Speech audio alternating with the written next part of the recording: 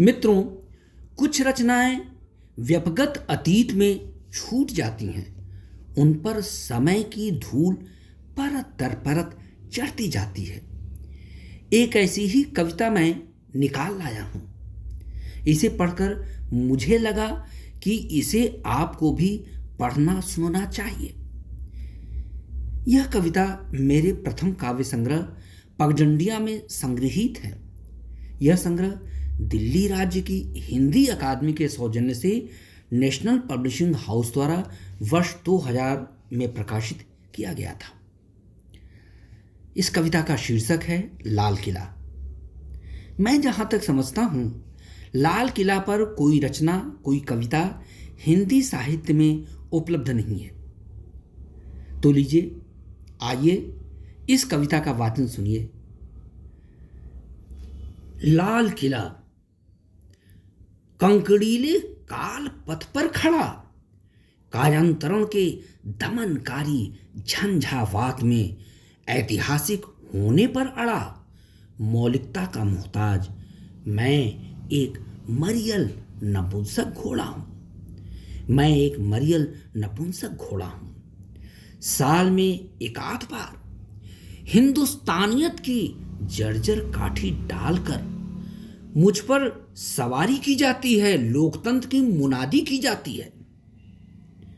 यूं तो काल के दस्तावेज पर मैं हूं ऐतिहासिक हस्ताक्षर। यूं तो काल के दस्तावेज पर मैं हूं ऐतिहासिक हस्ताक्षर, जिसकी प्रामाणिकता का जायजा लेने अतीत बार बार दस्तक दे जाता है मेरे दरवाजे पर। और जब मैं अपना जिस्म उघार दिखाता हूं उसे आर पार, तो मेरी दुरावस्था पर वह थूक कर चला जाता है। कबाड़ेदार महानगर में एक क्षमतावान कूड़ादान हूं मैं, और मेरी नाक की सीध में क्या नहीं बिकता। बेशकीमती साज सामान, कौड़ी के भाव इंसान, और बहुरूपीय विदेशीपन के नाम पर ईमान। और बहुरूपीय विदेशीपन के नाम पर ईमान। यहाँ ढेरों लगती हैं दुकानें, जबकि टेढ़ी खीर है क्रेता विक्रेता की करनी पहचान। क्योंकि यहाँ ग्राहक भी तिजारत करते हैं, जिस्म भी किचन वेयर जैसे बिकते हैं। मेरी आंखों के नीचे औरत मर्द खड़े खड़े यांत्रिक डिब्बों जैसे अटे सटे जिस अंदाज में सहवास कर लेते हैं, जानवर उसके लिए सदियों से तरसते रहे हैं। अपनी दाढ़ के नीचे से मैंने शताब्दियां देखी हैं। अपनी दाढ़ के नीचे से मैंने शताब्दियां देखी हैं।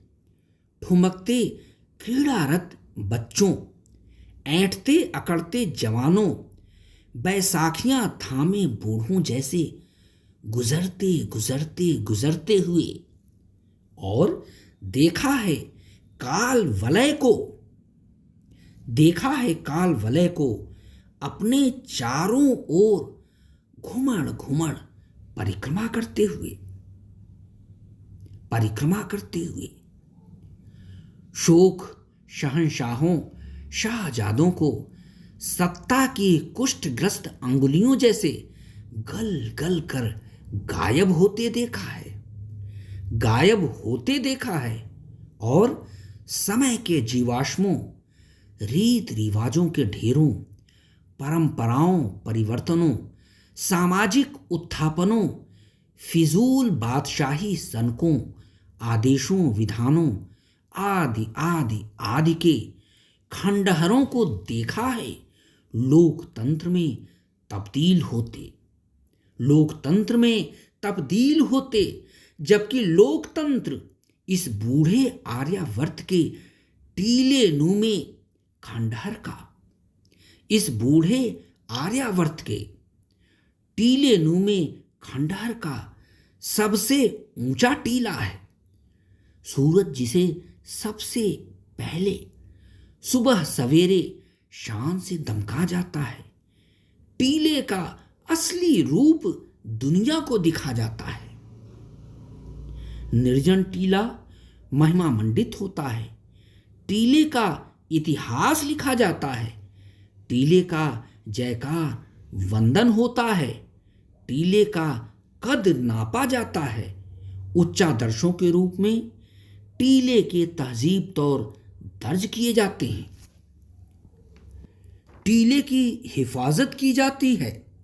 उसके रक्षार्थ संविधान बनाया जाता है और विह्वलजन उसके भीमाकाय क्रूर पदों पर अपने सिर रखकर उसका भजन कीर्तन गाते हैं, पूजा अर्चना करते हैं, यज्ञ हवन करते हैं और बच्चों की बलि चढ़ाते हैं।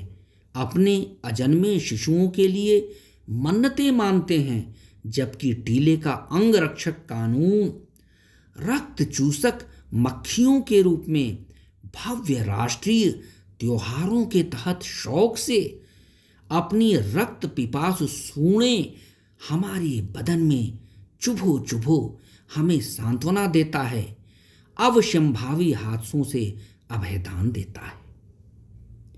मैं लाल किला हूं, मैं लाल किला हूं और अभी जिंदा रहूंगा। समय की बाहों में बाहें डाल चलता रहूंगा जब तक पसीने की नस्ल कायम रहेगी। पसीने की खुशबू मुझ में समाई होगी। पसीना इंसानी मजहब बना रहेगा। मेरी ईंट ईंट पसीनों से नहाए हैं। मुझ पर देश बंधनों से मुक्त मजदूरों के नाम लिखे हैं पसीनों से। मजदूरों के नाम लिखे हैं पसीनों से। आदमी की पहचान पसीना है।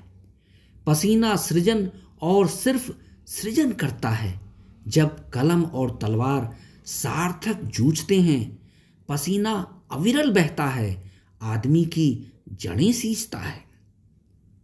पसीने से आदमी है, आदमी से समाज है, समाज से सभ्यता है, सभ्यता से संसार है, संसार से मैं हूं, जूझता हुआ पसीने के दुश्मनों से, जूझता हुआ पसीने के दुश्मनों से, लड़ता हुआ रासायनिक प्रयोगों से, भागता हुआ रासायनिक समाज से, मात खाता हुआ रासायनिक विचारों से।